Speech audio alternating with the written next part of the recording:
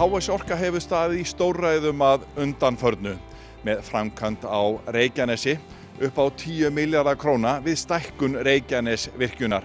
Við spyrjum Tómas út í þessa framkvæmd en líka til nóg rafmagn fyrir alla rafmagnsbílana okkar.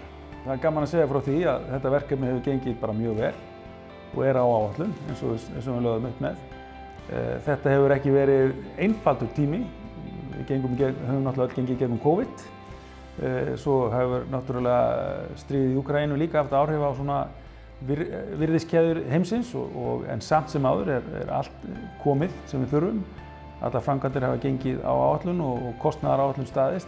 Þannig að við erum bara mjög stolt af þessu verkefni og núna erum við að byrja prófanir á svona helstu hlutum í virkjuninni og reiknum með að setja hana í gang svona í undirlok ársins og byrja ná fullri framleiðslu á fyrsta ársfjórðungi á næsta ári.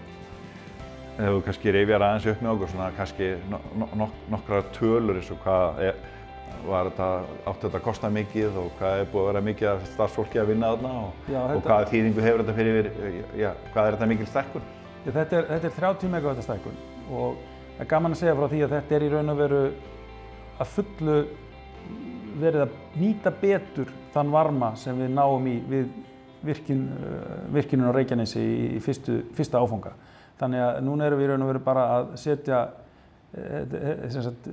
nýta varman betur og fá úr 30 megavatt. Það engar nýjar holur, ekkert nýtt rask annað þessu samfara.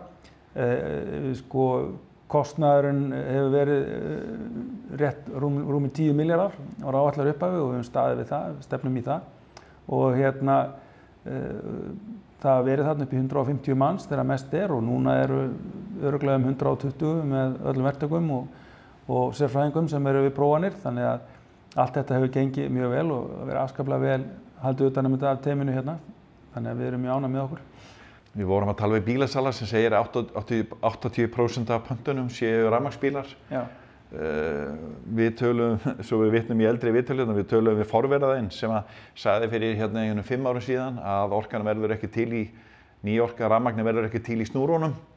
Það sem þá voru svona viss, hann hafði vissar áhyggjur af því að það þyrfti að virkja meira. Já. Hvernig staðan svona í dag?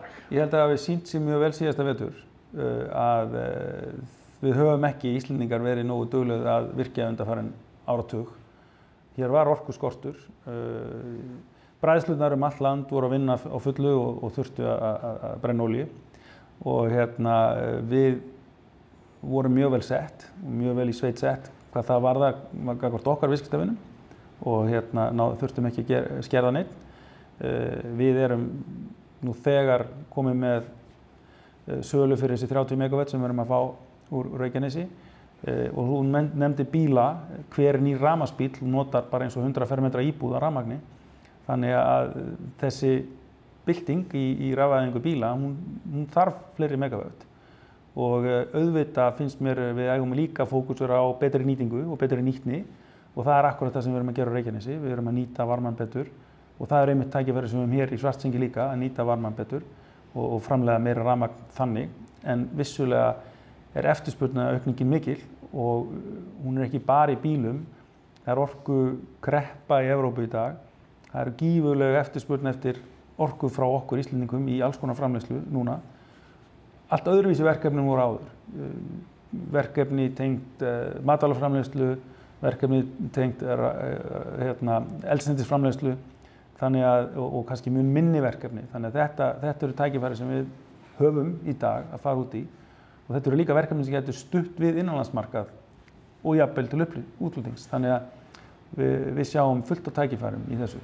Við erum að spjalla við hérna í orkuverinu í Svartsengi sem svona gamalt orkuver og þú nefndi það einmitt hérna áður að það sáu fram á ný tækifæri hérna í Svartsengi að hvað ég að segja, að uppfæra svæðið. Já. Tæknilega séð. Vissulega, Svartsengi að vera 50 ára gamla virkjun og við köllum þetta svona hjartað í okkar starfsemi. Bara með því að taka út eldri virkjanir hér, orkuver 4 köllum við það og 3 og setja nýja túrbínu í staðinn eigum við að geta fengið 25 auka megavatt án þess að gera nokkuð annað, bara setja nýja túrbínu því að nýtnin svo miklu betri í dag. Og það verkefni sem við ætlum að fara strax í. Þegar við ljúkum Reykjanesvirkjun, þá reiknum við með að fara í það verkefni strax. Og skilja betur okkar svæði hér, það annað sem við höfum verið að gera. Við höfum verið að styrkja auðlindateymi fyrirtækisins. Við erum orðin mun sterkari í að gera líkön fyrir svæðin okkar og herma hvernig þau svæðin bregðast við og skiljum betur auðlindirnar og ætlum að reyna að nýta þar að leiðandi betur. Svo eru svæði hér í kringum okkur eins og Krýsuvík sem er spennandi að fara í, sem að ég tel sé gífurlega spennandi svæði til sérstaklega í hitun húsa og höfuðborgarsvæðið mun þurfa meiri heitt vatn, mun þurfa meira heitt vatn til lengri tíma og það er svæði sem ég held að við hljótum að horfa til. Og sjáu þið sem sagt möguleika á Krýsuvíkursvæðinu að vera með holu þar segi og Við höfum borað 2 rannsóknarholur þar í Trölldingi en við höfum áhuga á því að fara í rannsóknarboranir þar líka núna og sjá hvað í Krýsuvíkinni. Það telja menn að sé mjög stórt jarðhitasvæði, eitthvað það stærsta í kringum okkur og það er nálægt höfuðborgarsvæðinu þannig að við teljum að það sé mjög góður staður til að byrja í einhverjum áfengum. Við þurfum náttúrulega að ræða eldgos og hvernig birtist þetta HS Orku? Þetta er náttúrulega, eins og þú þekkir, þetta var náttúrulega tímabil jarðskjálfta, jarðhræringa sem allir á svæðinu fundu hressilega fyrir og Grindvíkingar hvað mest og það var náttúrulega líka hér okkar starfsfólk og vaktmenn sem hér eru allan sólarhringinn. Hér hristist allt og skalf og og urðu svona smávægilega skemmdir á ýmsum hlutum en ekkert alvarlegt. En það verður að segjast eins og að þegar að gosið kom upp og það kom upp á góðum stað að þá hurfu þessar jarðhræringar og þá leið öllum betur vitandi það að gosið var á góðum stað og enginn var í hættu.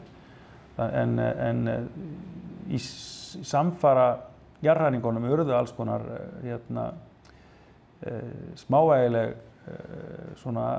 smávægilega skemmdir en samt svo alvarlegasta var vatnslögnin til Grindavíkur sem Verslunarmannahelgina í sumar gaf sig og það var svona alvarlegasta bilunin sem við lentum í og við þurftum að gera við hana bara í snatri. Í ljósi þessara atburða 2 eldgos, það er verið að tala að þau verði fleiri í framtíðinni.